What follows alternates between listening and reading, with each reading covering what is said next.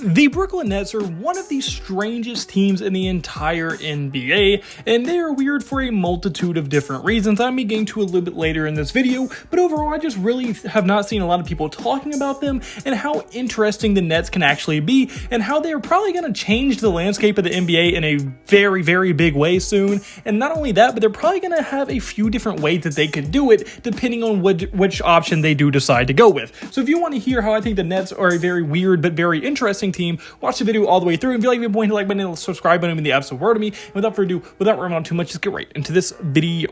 So to really understand what I'm trying to get at in this video, let's start with the foundation of why I think they're able to be so weird and so impactful into the future of the NBA. Because right now they have an extremely weird collection of players. I look at their main contributing guys in the rotation. They have Mikal Bridges, Cam Johnson, Spencer Dinwiddie, Dorian Finney-Smith, Nicholas Claxton, Cam Thomas, Royce O'Neal, and Ben Simmons when he is healthy. And all of these players are very big pieces to what the Brooklyn Nets currently are. And all these players have in common one thing.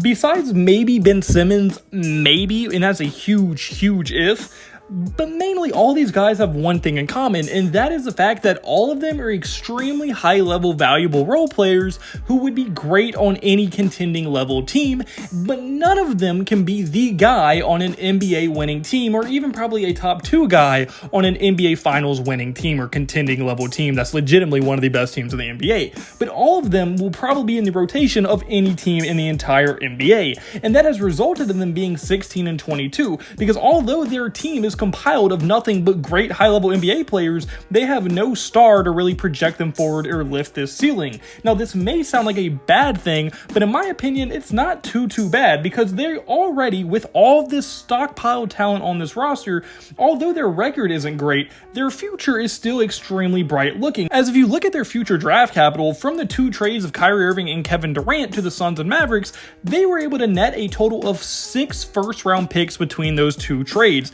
and they were also able to get all these players that we just talked about, at least most of them. Some of them are already on the roster, but most of them were from those trades. And the reason it's such an interesting topic to look into is because this now gives them a few different options of where they can go. This is kind of a fork in the road moment, because let's be honest, the Brooklyn Nets are most likely going to take one of these 2 options. The first option is they can completely blow everything up, tear it down, and start building from scrap. And now what I mean by this is trade everybody. Trade every guy that contributes anything and be a horrible team for a few years. But the result in what that would happen if they blew it all up, you can probably get 2 firsts for Mikal Bridges. You can probably get a first for Cam Johnson. You can definitely get a first for Dinwiddie. Dorian Finney-Smith, you can trade for a young guy with a high ceiling. Nicholas Claxton, you could trade for a first-round pick. And you can say that for so many other guys on this roster that I mentioned earlier. You can get so much draft capital on top of what you already have from trading Durant and Kyrie. You could basically have an Oklahoma City Thunder-esque draft capital going into the future, which is an extremely good thing. Because look how it has worked out for Oklahoma City. They still have tons of draft capital, and they're a borderline contending team right now, especially once they start developing. No telling how good they're going to be. So the Brooklyn Nets are set up in a perfect situation to do the exact same thing if they do decide to tear it all down and blow it up. Because like I said, you can get legitimately great packages for a lot of players on this roster, and that is the benefit of having nothing but high-level value role players built throughout your entire team. And then the second option they could go with is the fact that they could kind of halfway blow it up, but also keep some younger guys. Like, they could keep guys like Nick Claxton, Cam Thomas, and maybe even Cam Johnson, and kind of try to build around them. They can still trade all their other role players, but try to build around what they already have and hope that the draft capital they get through the trades and that they already have, plus the self-development of those guys they decide to keep, hopefully it can be enough to one day make them legit finals contenders. And if that works out, it could very much do so, and they can hit in the draft, they could legitimately end up at a very high level play team and be a contending level team for years and years to come. Either way, I think is a win-win for the entire NBA, because let's be honest, Mikal Bridges would be a great addition to, imagine he went to the Lakers, imagine he went back to the Suns, imagine he went to almost any other contender. He would be a huge piece to if they win the championship or not. Same with Cam Johnson, same with Spencer Dinwiddie, same with everyone else I mentioned on that list. Like, that could be a huge league-shaking trades if they're able to do that, although no one will be a huge names that they trade outside of like Ben Simmons.